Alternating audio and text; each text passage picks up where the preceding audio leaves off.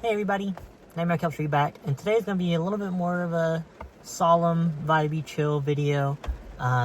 If you know from the title, I'm going to be talking about music in relation to mental health in this video, and it's something I've been thinking over of how to approach for a good while since I've been making music content on YouTube here.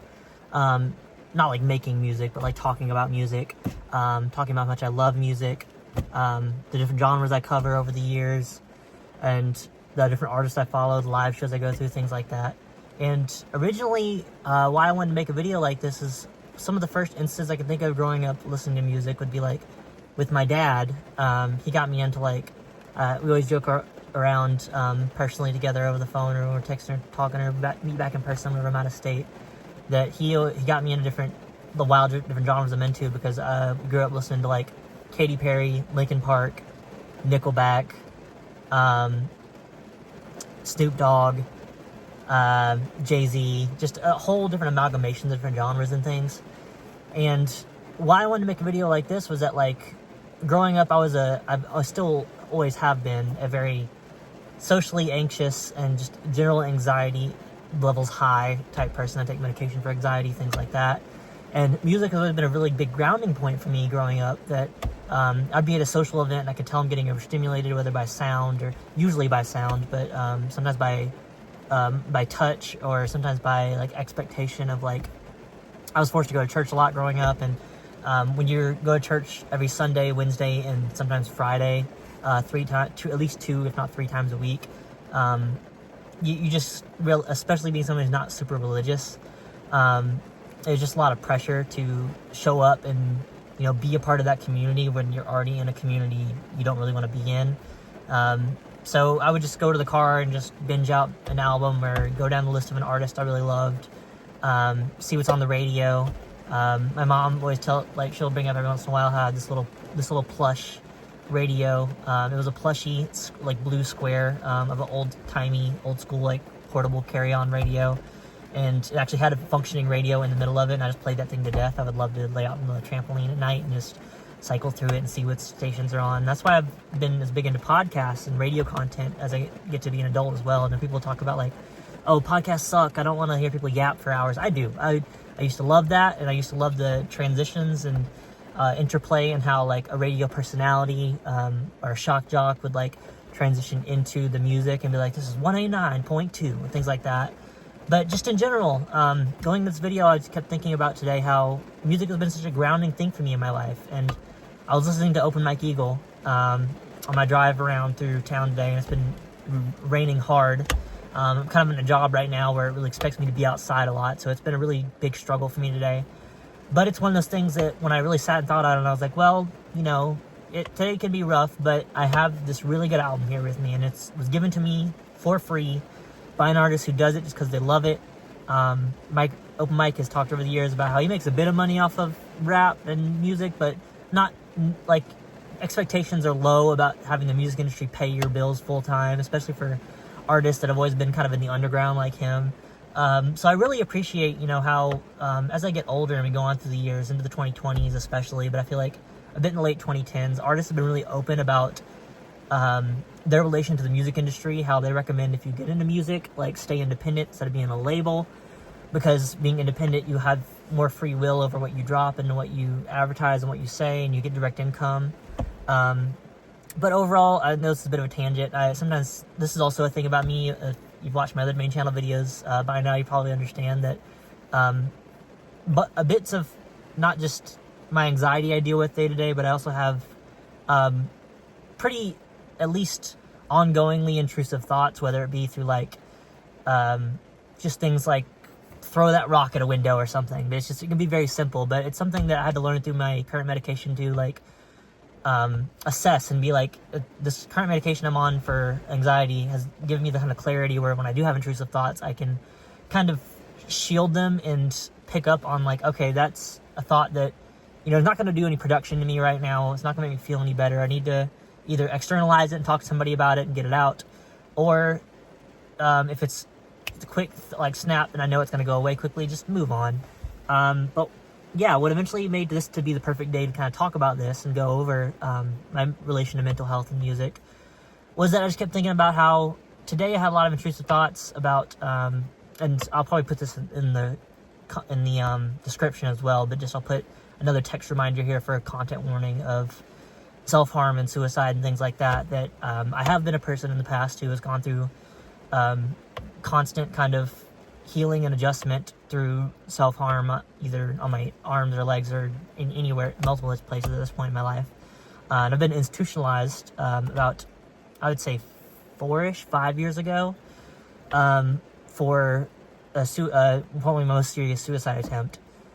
But I'm happy to be where I am now, about 4 years later, where I'm married. I have people in my life who is a great support system, and they were there for me to give me a big hug when I need it and tell me that, you know, an intrusive thought does not define you. And that is something I've thought of when I've been making these videos, that I'm usually a pretty chipper person online and my display of, like, my internet presence. But I feel like it's something, as I watch other YouTubers kind of talk about it more and more and open up about it, that I think it's not too against myself to say that I can have a video kind of aside from just reviews or just like hyping up, talking about a concert I went to or things like that, to say that, like, if you are also a person who watches this channel, and if you, maybe at some point if I get bigger as a YouTuber and you find this video, or if it's just recommended you for whatever reason, and you deal with anything of any type of issue of like intrusive thoughts or self-harm or anxiety or suicidal inclinations, something about a YouTuber recently I've been following that is a good constant reminder, is that feeling is not final, and, you know, it may be there for a moment, even a day. Like today I've been still having a bit of a gloomy day, even though I've been pushing on the best I can. It can even be there for like a good few days, but it's not a final feeling. Like at some point, while you may feel really down and sad, or really have that inclination of like, I just want to self-harm, to get the release of it and get it out, and then I can move on. The two things I found to reassure myself, because I'm currently on my goal to go a whole year without self-harm, and I'm doing pretty good on it, about over a 1/3 goal through it. I just wanted to say that, like, you know, that feeling will pass. And say if like you live alone and you don't have like a lot of friends, try to go out for the day or for a few hours and do something for yourself when you can around work. Just whenever you can. You know, if you're getting that way, just try to take time for yourself. That's the biggest thing.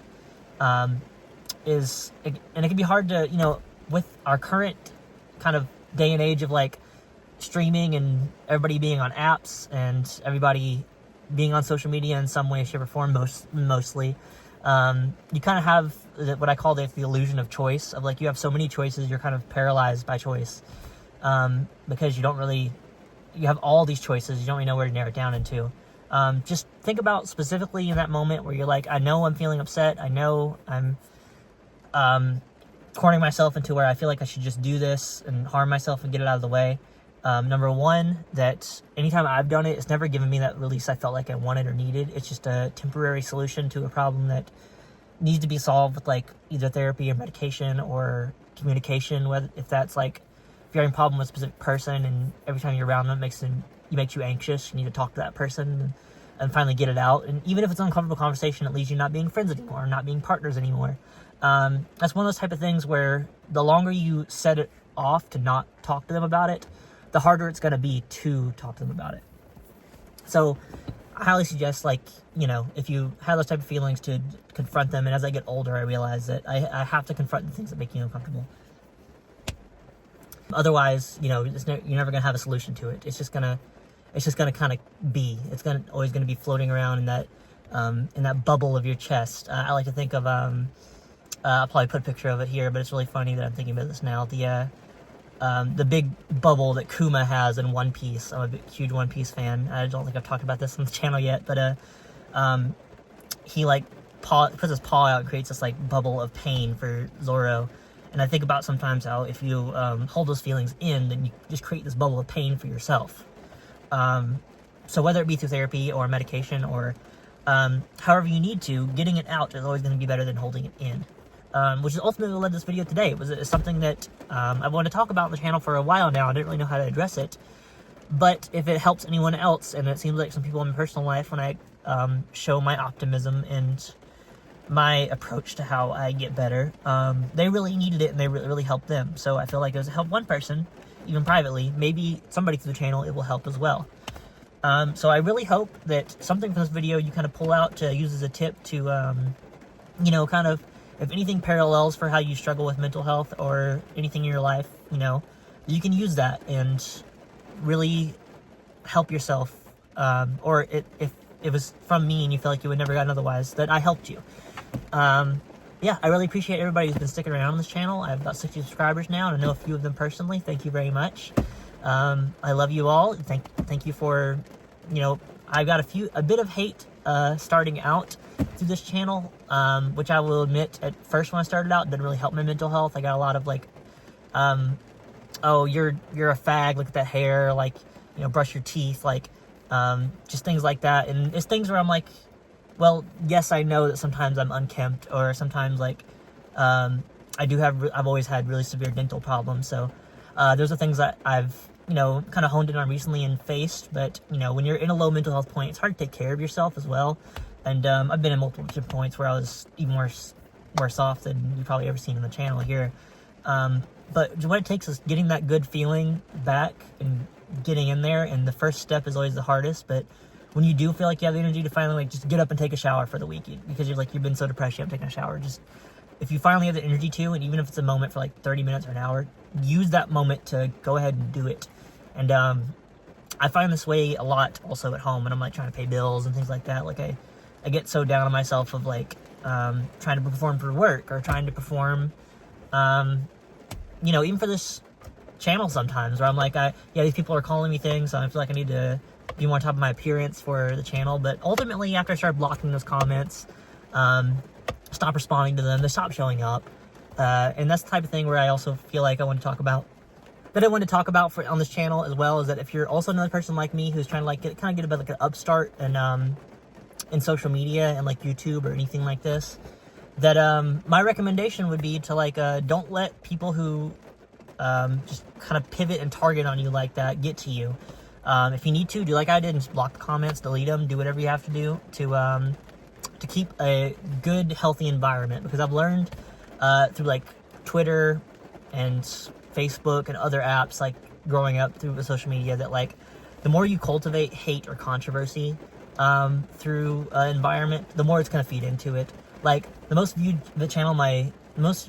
video on my channel so far is the Eminem rant I had about how, like, I was like, oh, I didn't like the new album, here's my complaints about it. And I knew that was going to be one of my most popular videos. It is my most popular video because of the controversy and because of the hate I had on it. And I tried to come away with that video like thinking, I was like, okay, I mentioned the songs I liked, and I responded to some comments about things I like.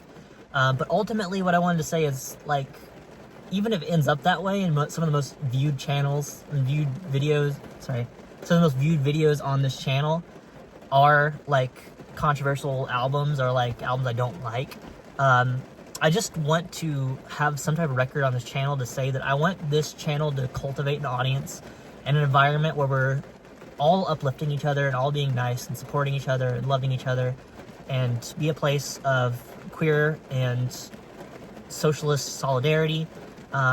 People who struggle with the working class and struggle to get day by day for their bills. People who struggle to try to get a house. I've been trying to get a house and save up for a house, and you know, most people I know are around my age. I'm 26 now, turning 27 next year, that have nowhere near affording a house unless their parents are rich or they're really lucky. They inherited a house or something. Yeah, I have a family home, but it's just not in condition where I'd want to be in. And that's kind of a reason why I moved. Confessionally, if anybody in my family is watching this, it's just, I realized growing up in the South, not only am I not a person who is very, like, country affiliated, and like the aesthetics of living in the country and going mudding, and, you know, there's some things I carry with me, like I still love sweet tea, I still love, like, fried chicken, I still, you know, there's still some cultural things, or like I still love horses.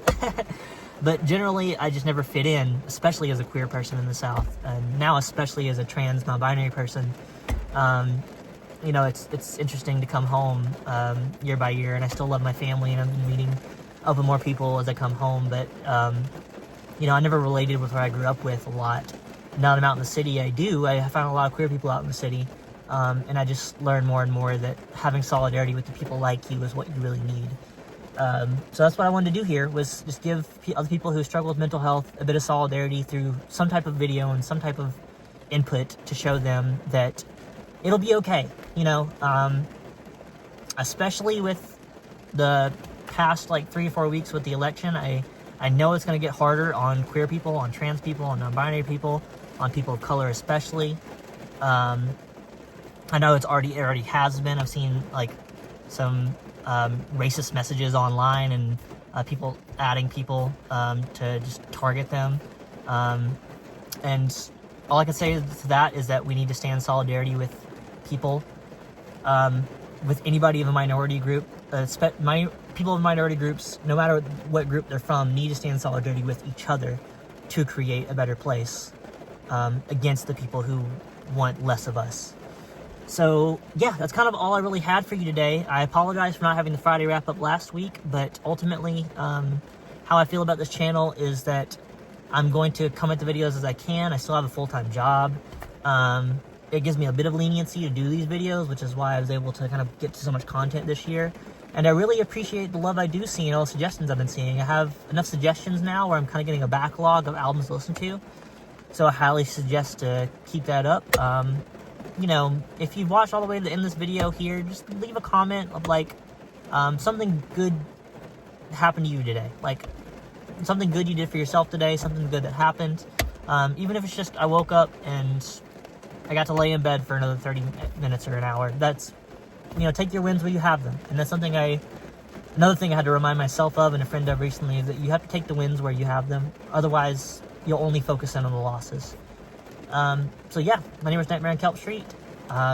If you liked this video and if you feel like it helped you at all, or if you feel like it's just something reaffirming you needed today, give it a like, subscribe if you're new to the channel and you just kind of stumbled across this and you were like, oh, this is interesting. This is an interesting approach to music and, you know, things I'd never really thought of. But generally when I listen to music now, it's just something that, like, you know, on the best of my days, it's something that enhances my day. On the worst of my days, it grounds me to a point where I really needed it and helps me, like, get a cry out where I otherwise couldn't, because especially growing up as a boy and as masculine, I present both masculine and feminine some days now, but majority of the time people just still view me as masculine. So being viewed by society as masculine and growing up masculine most of my life, like, people really enforce onto men and onto guys that and onto boys, even on young boys, that crying is a weakness and you shouldn't cry. And that's something I've really struggled with as an adult now, is that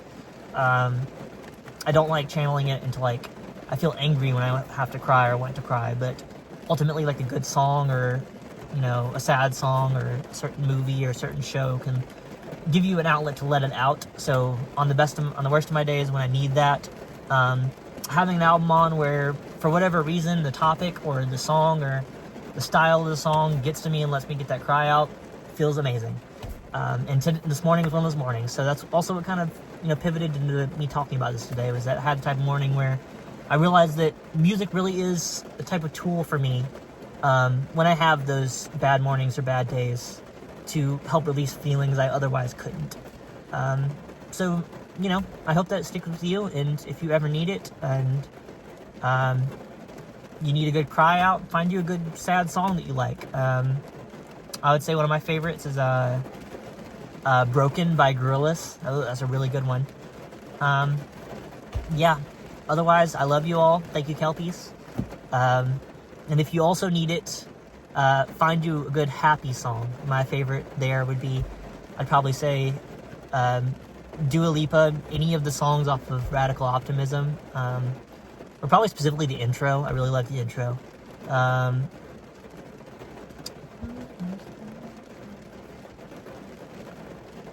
End of an Era. It's called End of an Era. I had to think on it for a second. I run my mind's music bank.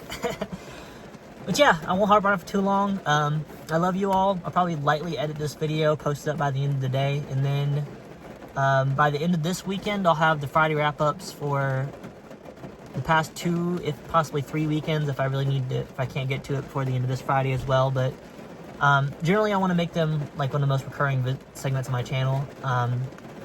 Eventually, when I have all my stuff set up for it and I get to it, I want to make a chromacopia video, so I'm excited about that. I might make a short about it before then. But you'll continue seeing me make shorts on the channel for like my top 10 and my top 20 albums of the year, so that when we get to the end of the year in December, I'll finally have every album covered at least by a quickie review to give you my top 10. To give you my top 10 in the year and my worst 10 in the year. You know, maybe I'll split them in separate videos. Maybe I'll put them in one long video. Who knows? But I've stalled enough. Love you all. And I hope you have a great rest of your day. Bye.